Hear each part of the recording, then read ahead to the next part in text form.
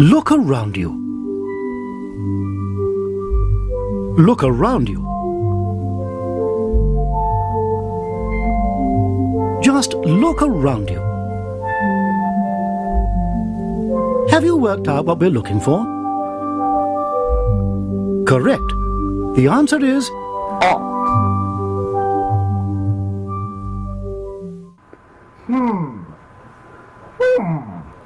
Oh, hello. I didn't see you there. I was just doing some light reading. But you know what is something interesting and not light at all? A really heavy topic is art. What is art? What is life? Art is something that is being commercialized, sold about. There's a market for it and such. It's actually a pretty big deal nowadays. People are arguing about whether or not the commercialization art means it's not true art because it's not about expression but about money. Many different opinions.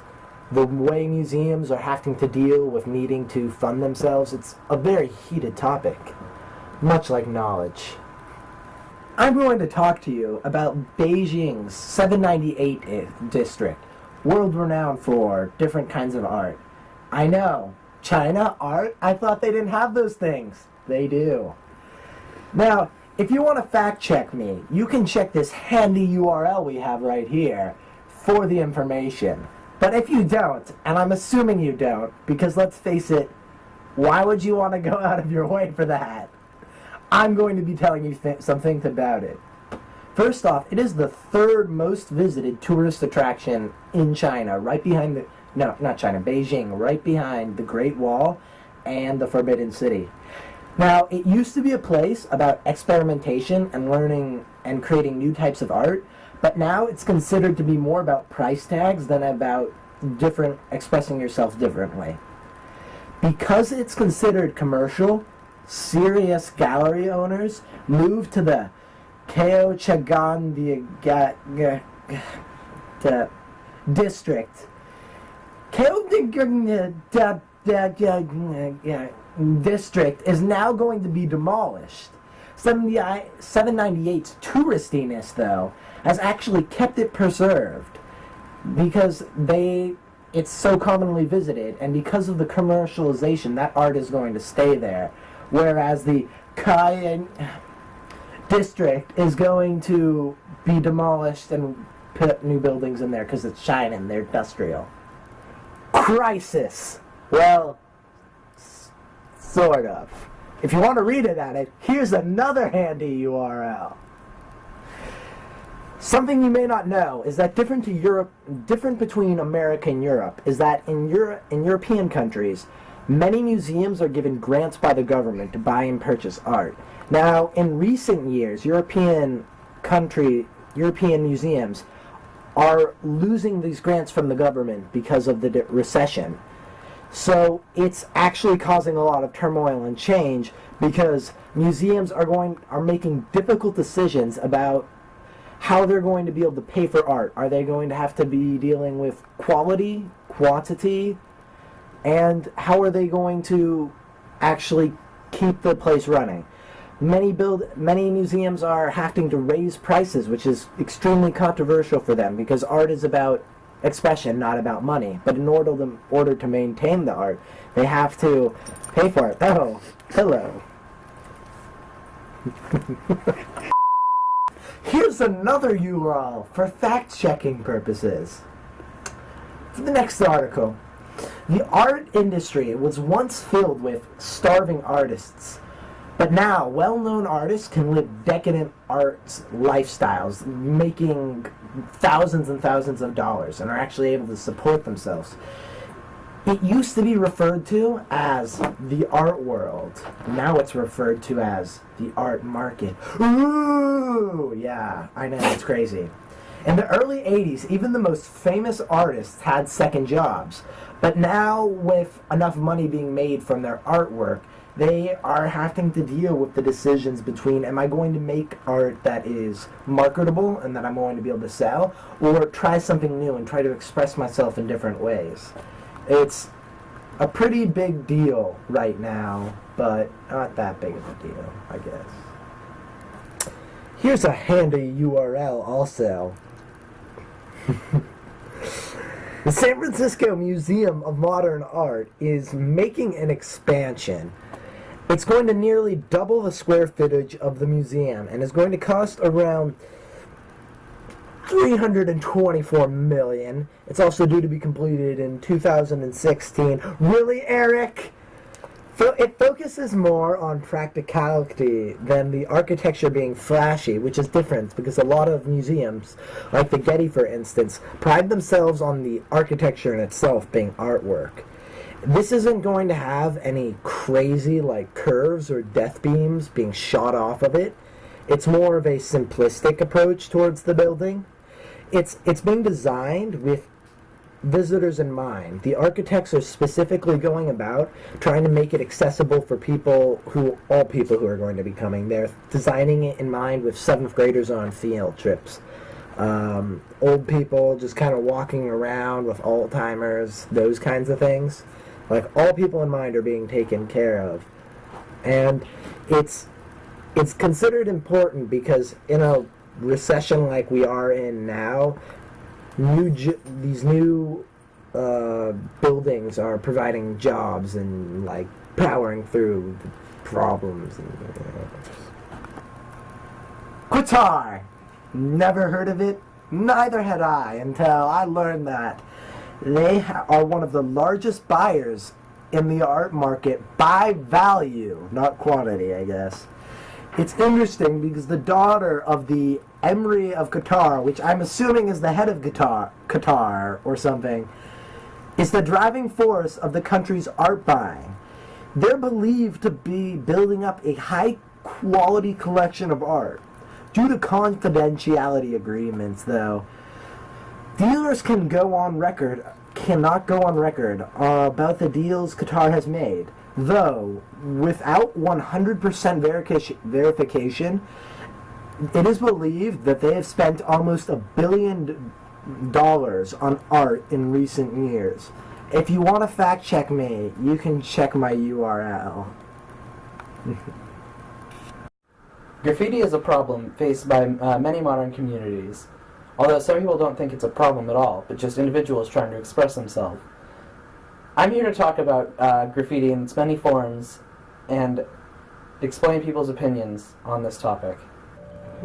This mission statement by the No Graph Network says that they want to promote better cities and better communities by getting rid of vandals and people that do graffiti on buildings and private homes. They want to promote the development of youth and improve the quality of life by catching vandals and stopping them in the act and taking them to court. This legislation from the New York City Graffiti Law Code states that it's prohibited to paint on public or private property. Sale of street art tools is illegal, and possession of these tools is also illegal. This news article by the Atlanta Police Department shows that the police department is very strict about its graffiti laws. They've convicted many people and arrested them from evidence such as spray bottles and just their names written on their artwork. They have warrants for many people's arrest, including Perv, Vomit, and Enzo, some popular street artists in Atlanta. This article talks about Vancouver. a metropolitan city, and like any metropolitan city, home to a lot of street art. City officials and the cleanup crews hate all of this graffiti that they have to deal with on a daily basis. But a lot of the public actually enjoys and is inspired by these works of art. So much so that the city has gone to the point where they have areas of the city where street art is actually legal for people to just walk up and tag whatever they want.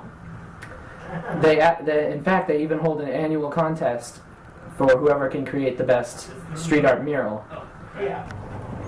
This article describes the form of bombing, or writing your own name in a stylistic way with various fonts and colors.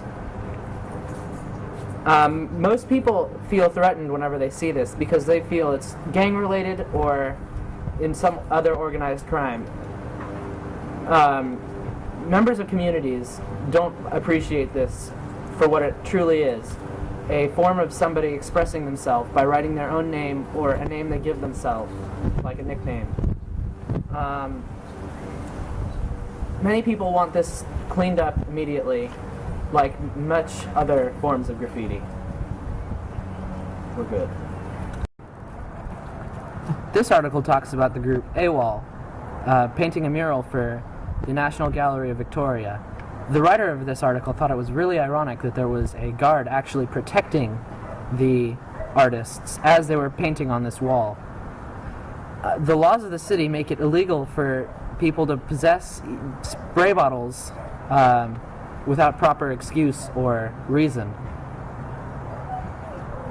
AWOL aims to make the tags more artistic so that the community members can better understand where these vandals are coming from.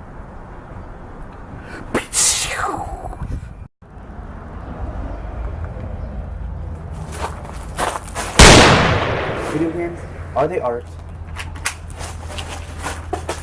Are video games art? This article by Discovery News thinks so. Roger Albert said back in 2006 that video games can never be considered art. But since then, he has revised his opinion and now believes that they can be art sometimes. Game designer Jonathan Blow also agrees with Albert and says that video games are obviously art. There's no way around it. They're just art. They agree. They believe that video games are a medium that is in desperate need of more artistic authors. This article from CVG.com explains why video games can't be art. Their examples include that video games lack the quality and the authorship of regular art, and that just because that they're interactive means they can't be considered art. One of their counterexamples includes that the Supreme Court and E3 already consider video games to be major art forms. Another article by Cracked.com explains why video games should be considered art. Some of the reasons include that video games make stories. They have the shapes and all the colors within them. The development of a plot, the characters, and it also said that video games, or all video games except the ones based off movies, should be considered art. And that video games should be praised more for their storytelling and the art that is within them. While a website or a critic might base their view on the video games off its violence factor or its story, reviews.cnet.com bases theirs on how well the general public knows it, whether it has a cultural or artistic context, and whether it fits into a larger cultural landscape.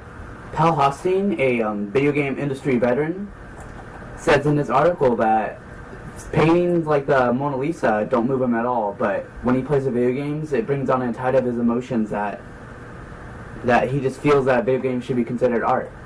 One of his questions in the article was, what defines art? What makes a video game art? And his answer to that, it's all a matter of perspective. How you see the video game is what makes you define whether it's art or not.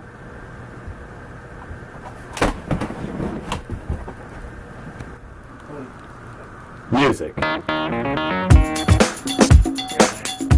Music has proven beneficial to students, particularly in society, school, and success in life.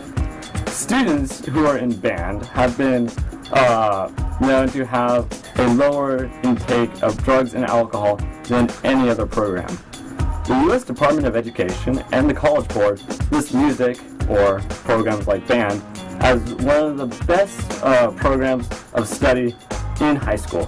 Students who study music have a high level of math understanding regardless of other factors such as family.